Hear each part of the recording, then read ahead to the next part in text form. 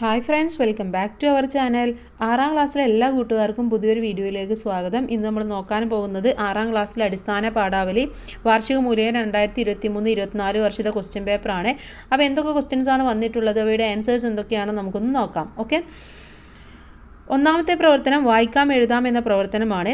വിദ്യകളെല്ലാം അഭ്യസിച്ച് സന്യാസം സ്വീകരിച്ച ശങ്കരാചാര്യർ കാശിയിലെത്തി.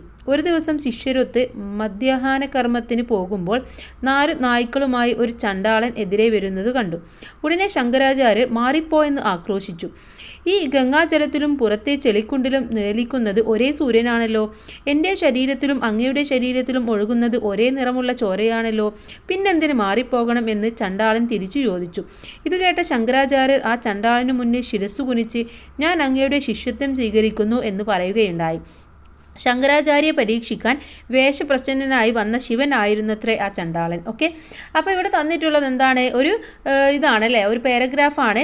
അപ്പോൾ ഇത്തരത്തിൽ നിങ്ങൾക്ക് എപ്പോഴും ആദ്യത്തെ ചോദ്യം എന്ന് പറയുന്നത് ഒരു പാരഗ്രാഫോ കവിതയോ തന്നിട്ട് അതുമായി ബന്ധപ്പെട്ട ചോദ്യങ്ങൾക്ക് ഉത്തരം കണ്ടെത്താനാണ് ഉണ്ടാവുക. അപ്പോൾ തന്നിട്ടുള്ളത് എന്താണോ അത് കൂട്ടുകാർ നന്നായിട്ട് വായിച്ച് മനസ്സിലാക്കിയതിന് ശേഷം ഉത്തരം എഴുതുക. ഓക്കെ, അപ്പോൾ നമുക്ക് നേരെ ഇതിൻ്റെ ചോദ്യങ്ങളിലേക്ക് കിടക്കാം. ഇതിൽ ഒന്നാമത്തെ ചോദ്യം, വിദ്യകളെല്ലാം അഭ്യസിച്ച് സന്യാസം സ്വീകരിച്ച ശങ്കരാചാര്യർ എത്തിച്ചേർന്നത് എവിടെ? ഗംഗാതീരത്ത്, കാശിയിൽ, ചെളിക്കുണ്ടിൽ. എവിടെയാണ്? കാശിയിലാണ്. ഓക്കെ, അപ്പോൾ രണ്ടാമത്തെ ഓപ്ഷനാണ് ശരിയായിട്ടുള്ളത്. 2, മാറിപ്പോ എന്ന് ശങ്കരാചാര്യർ ആക്രോശിച്ചത് ആരോട്? ശിഷ്യരോട്, നായ്ക്കളോട്, ചണ്ടാളനോട്. ആരോടാണ്? ചണ്ടാളനോടാണ്. 3, ചണ്ടാളനോടൊപ്പം ഉണ്ടായിരുന്നത് ആര്? നായ്ക്കൾ, ശങ്കരാചാര്യ ശിഷ്യന്മാർ. ആരാണ്? നായ്ക്കളായിരുന്നു. ഓക്കെ, നായ്ക്കൾ. 4, എന്തുകൊണ്ടായിരിക്കാം ശങ്കരാചാര്യർ ചണ്ടാളൻ്റെ ശിഷ്യത്വം സ്വീകരിച്ചത്? ചണ്ടാളൻ്റെ അനുസരണശീലം കണ്ടിട്ട്, ചണ്ടാളൻ്റെ വാക്കുകളെ സന്ദേശം ഉൾക്കൊണ്ടിട്ട്, നായ്ക്കൾക്ക് ചണ്ടാളനോടുള്ള സ്നേഹം കണ്ടിട്ട്. എന്തുകൊണ്ടാണ്? ചണ്ടാളൻ്റെ വാക്കുകളിലെ സന്ദേശം ഉൾക്കൊണ്ടുകൊണ്ടാണ്. ഓക്കെ, ഇനി 5ാമത്തെ ചോദ്യം, ഈ ഗംഗാജലത്തിലും പുറത്തെ ചെളിക്കുണ്ടിലും നിഴലിക്കുന്നത് ഒരേ സൂര്യനാണല്ലോ. ഇത് അർത്ഥമാക്കുന്നത് എന്ത്? പ്രപഞ്ച തേജസ് എല്ലാവരിലും ഒരുപോലെയാണ്. ഓരോ മനുഷ്യരും വ്യത്യസ്തനാണ്. ചെളിക്കുണ്ട് ഹീനവും ഗംഗ പവിത്രവുമാണ്. എന്താണ്? പ്രപഞ്ച തേജസ് എല്ലാവരിലും ഒരേപോലെയാണെന്നാണ് അതുകൊണ്ട് ഉദ്ദേശിക്കുന്നത്. അപ്പോൾ 1ാമത്തെ ഓപ്ഷനാണ് ശരിയായിട്ടുള്ളത്. ഓക്കെ, അപ്പോൾ നമ്മൾ നമ്മുടെ 1ാമത്തെ പ്രവർത്തനം കംപ്ലീറ്റ് ആയിട്ട് ചെയ്തു. ഇനി നമുക്ക് 2ാമത്തെ പ്രവർത്തനത്തിലേക്ക് കിടക്കാം. പ്രവർത്തനം 2, വാഗ്മയ ചിത്രം. വലതു കൈയിൽ സന്തത സഹചാരിയായ മുളവടി, ഇടതു കൈയിൽ ഒരു കൊച്ചുഭാണ്ഡം. ഉടുവസ്ത്രമായി സുപരിചിതമായ ഒറ്റമുണ്ട്, ചുണ്ടിൽ നനുത്ത ചിരി, കണ്ണുകളിൽ ദൃഢനിശ്ചയത്തിൻ്റെ ജ്വലനം.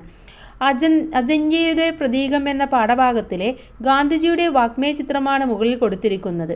ഇതുപോലെ മുത്തച്ഛൻ്റെയോ മുത്തശ്ശിയുടെയോ ഒരു വാഗ്മയ ചിത്രം തയ്യാറാക്കാനാണ് പറഞ്ഞിട്ടുള്ളത്. അത് നിങ്ങളുടെ മുത്തച്ഛൻ്റെയോ മുത്തശ്ശിയുടെയോ രൂപത്തെക്കുറിച്ചാണ് നിങ്ങൾ എഴുതേണ്ടത്. ജസ്റ്റ് എങ്ങനെയാണ് എഴുതേണ്ടത് എന്ന് മാത്രം പറഞ്ഞു തരാം. ഓക്കെ, എപ്പോഴും നിഷ്കളങ്കമായ മുഖം, പുഞ്ചിരി ആ മുഖത്ത് നിന്ന് മായാറേയില്ല.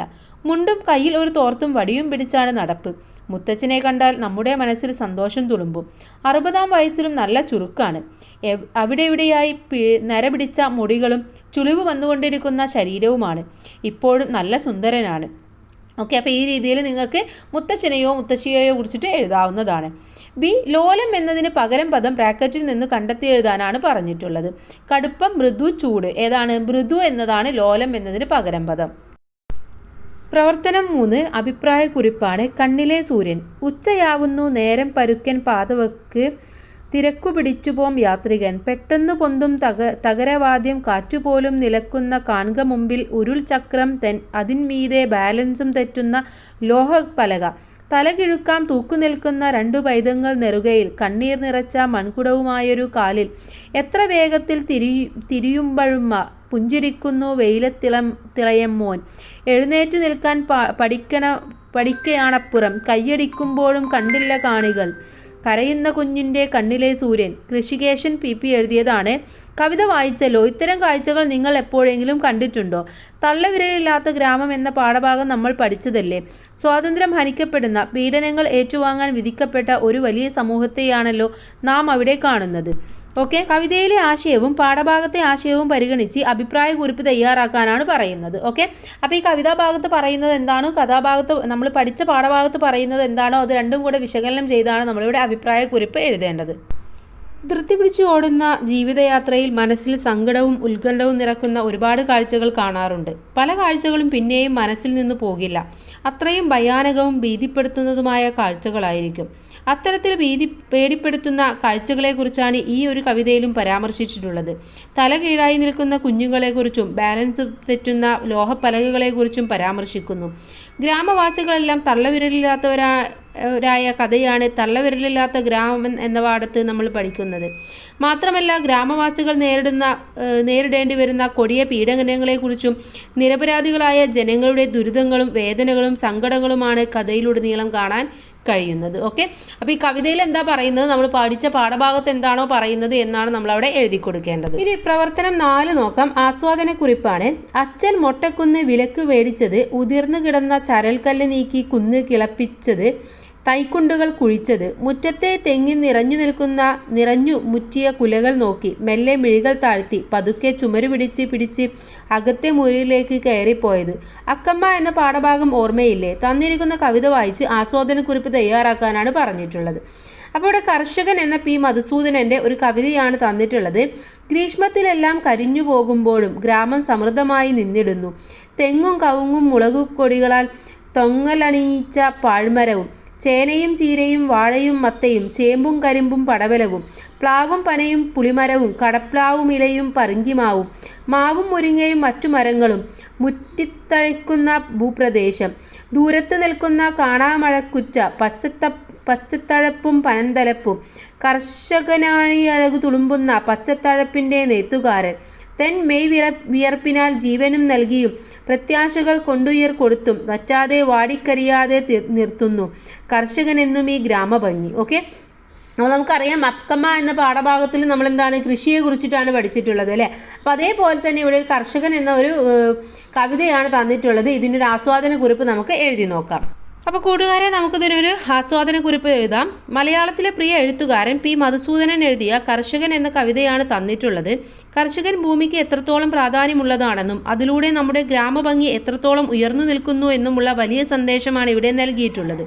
ഗ്രീഷ്മം കഴിഞ്ഞ് എല്ലാം കരിഞ്ഞു പോകുമ്പോഴും ഗ്രാമം സമൃദ്ധമായി നിന്നിടുവാൻ തെങ്ങും കവുങ്ങും മുളകും തുടങ്ങിയ എല്ലാ കൃഷിരീതിയും ഒത്തിണക്കി ഭൂമിയെ വീണ്ടും ഊർജ്ജസ്വറ്റതാക്കുന്നത് കർഷകനാണ്. പച്ചത്തഴപ്പിൻ്റെ നെയ്ത്തുകാരൻ എന്ന പ്രയോഗമാണ് ഇവിടെ കർഷകനെ കുറിച്ച് പറയുന്നത്. പച്ചപ്പ് കൊണ്ടുവരണമെങ്കിൽ കർഷകൻ തന്നെ വിചാരിക്കണം.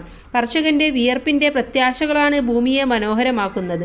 വളരെ ലളിതമായ ഭാഷയിൽ ആശയത്തെ വ്യക്തതയോടെ അവതരിപ്പിച്ചിരിക്കുകയാണ് ഈ കവിതയിലൂടെ. ആർക്കും മനസ്സിലാക്കാൻ കഴിയുന്ന ഭാഷയും ആശയവും കവിതയ്ക്ക് കൂടുതൽ ഭംഗി നൽകുന്നു. അപ്പോൾ ഇങ്ങനെയായിരിക്കണം കൂട്ടുകാരെ ഒരു ആസ്വാദനക്കുറിപ്പ് എഴുതേണ്ടത്. എന്തായാലും ഒരു ആസ്വാദനക്കുറിപ്പ് നിങ്ങൾക്ക് എക്സാമിന് പ്രതീക്ഷിക്കാവുന്നതാണ്. എല്ലാവരും നല്ല രീതിയിൽ തന്നെ എഴുതുക. ഇതിലെ ബി ചോദ്യം, സ്വാർത്ഥകം എന്ന പദം കൊണ്ട് അർത്ഥമാക്കുന്നത്. അർത്ഥമില്ലാത്തത്, അർത്ഥത്തോടു കൂടിയത്, മറ്റൊരർത്ഥമുള്ളത്. ഏതാണ്? അർത്ഥത്തോടു കൂടിയത് എന്നതാണ്. പ്രവർത്തനം 5 വിശകലന കുറിപ്പാണ്. എന്താ ഉണ്ണി ഷർട്ട് മുഴുവൻ ചളിയാക്കി കൊണ്ടുവന്നിരിക്കുക? മുറ്റത്തെ ചളി മുഴുവൻ വീട്ടിനകത്താക്കുമല്ലോ ഈ ചെക്കൻ. പനി പിടിക്കും മോളെ, മഴയത്ത് നിന്ന് കയറി വാ. മുതിർന്നവർ കുട്ടികളോട് പലപ്പോഴും പറയുന്ന കാര്യങ്ങളാണല്ലോ ഇവ. ചുവടെ തന്നിരിക്കുന്ന വരികൾ ശ്രദ്ധിക്കും. ഇച്ഛയാ, നമ്മൾക്ക് കൂത്താടാനല്ലെങ്കിൽ എലിച്ചളി ഉണ്ടായത് എന്തിനാണാവോ? ബാലലീല. വരികളും മുകളിലത്തെ പരാമർശങ്ങളും വിശകലനം ചെയ്ത് കുറിപ്പ് തയ്യാറാക്കുക. അപ്പോൾ ഇത് രണ്ടും കൂടെ നമ്മൾ എന്താണോ ഉദ്ദേശിക്കുന്നത്, അതിൻ്റെ പ്രശ്നം എന്താണ്, സന്ദർഭം എന്താണ്, ആശയം എന്താണ് എന്നൊക്കെയാണ് നമ്മൾ വിശകലനം ചെയ്യേണ്ടത്. നിങ്ങളുടെ നിരീക്ഷണവും നിലപാടും ഒക്കെ നിങ്ങൾക്കത് എഴുതാവുന്നതാണ്. മാതൃത്വത്തിൻ്റെ ഭാവങ്ങൾ ലളിതമായി അവതരിപ്പിച്ചിരിക്കുകയാണ് ഈ സംഭവങ്ങളിലൂടെ. ചെളിയിലും മഴയത്തും കളിക്കേണ്ട കുട്ടികളുടെ സ്വാതന്ത്ര്യത്തെ മറികടന്ന് അതിൽ നിന്നെല്ലാം മാറ്റി നിർത്തുന്ന സാഹചര്യങ്ങളാണ് ഇവിടെ കാണാൻ കഴിയുന്നത്. നമുക്ക് കളിക്കാൻ അല്ലെങ്കിൽ പിന്നെ എന്തിനാണ് ചെളി എന്നുള്ള കുട്ടികളുടെ വാദവും ബാലലീലയുടെ കാണാൻ കഴിയുന്നു. മുതിർന്നവരുടെ അർത്ഥമില്ലാത്ത വിലക്കുകൾ ലംഘിച്ചുകൊണ്ട് അവർ സ്വാതന്ത്ര്യത്തിലേക്ക് വളരുകയാണ്. പ്രകൃതിയെ അറിയാനുള്ള കുട്ടികളുടെ സ്വാതന്ത്ര്യത്തെ നമ്മൾ ഇല്ലാതാക്കരുത്. ചവർപ്പും പുളിയും നിറഞ്ഞ പ്രകൃതിയെ മനസ്സിലാക്കിയും അതിൻ്റെ നൊമ്പരങ്ങളെയും സന്തോഷങ്ങളെയും ഏറ്റുവാങ്ങിയും വേണം കുട്ടിക്കാലം കഴിയാൻ. എന്നാൽ മാത്രമേ അവർക്ക് പ്രകൃതിയോടും അവരുടെ ആ കുട്ടിക്കാലത്തോടും ഇഷ്ടവും സ്നേഹവും ഉണ്ടാവും. കുട്ടികൾക്കിടയിൽ അർത്ഥമില്ലാത്ത വിലക്കുകൾ ഒരിക്കലും ചെയ്യരുത്. ഓക്കെ, അപ്പോൾ നമുക്ക് ഈ സംഭവത്തെ ഇങ്ങനെ വിശകലനം ചെയ്യാവുന്നതാണ്. അവസാനത്തെ പ്രവർത്തനം 6 പ്രതികരണക്കുറിപ്പാണ്. ഒരു ചെടിയും നട്ടു വളർത്തി ലോണപ്പൂവ് എങ്ങനെ നുള്ളാൻ, ഒരു വയലും പൂട്ടി വിതച്ചി ലോണച്ചോറ് എങ്ങനെ ഉണ്ണാൻ, കവി നമ്മുടെ നാടിൻ്റെ അവസ്ഥയെ ഇങ്ങനെയാണ് വരച്ചു കാണിക്കുന്നത്. നിങ്ങൾ ഇതിനോട് യോജിക്കുന്നുണ്ടോ? പ്രതികരണക്കുറിപ്പ് തയ്യാറാക്കാനാണ് പറഞ്ഞിട്ടുള്ളത്. ഓക്കെ, അപ്പോൾ ഇവിടെ പറയുന്നത് എന്താണ്? ഒരു ചെടിയും നട്ടു വളർത്തിയിൽ ഓണപ്പൂവ് എങ്ങനെ നുള്ളാൻ. ഒരു ചെടിയും നട്ടു വളർത്തിയില്ല എങ്കിൽ എങ്ങനെയാണ് നമ്മൾ ഓണപ്പൂവ് നുള്ളുക? അതുപോലെ ഒരു വയലും പൂട്ടി വിതച്ചി ഓണച്ചോറ് എങ്ങനെ ഉണ്ണാൻ. ഒരു വയലും പൂട്ടി വിതച്ചില്ലെങ്കിൽ എങ്ങനെയാണ് നമുക്ക് ചോറ് ഉണ്ണാൻ, ഓണത്തിന് ചോറ് ഉണ്ണാൻ വേണ്ടി പറ്റുന്നത് എന്നാണ് ചോദിച്ചിട്ടുള്ളത്.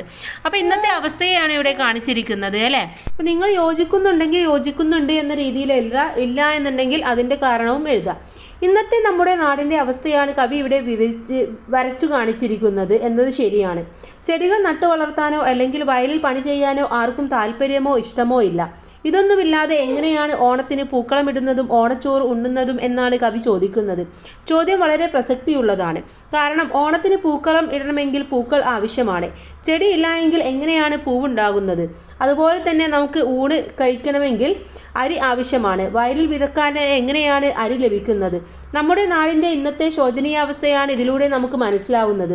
പൂവിനും അരിക്കും വേണ്ടി അന്യസംസ്ഥാനത്തെ ആശ്രയിക്കേണ്ട അവസ്ഥയാണ്.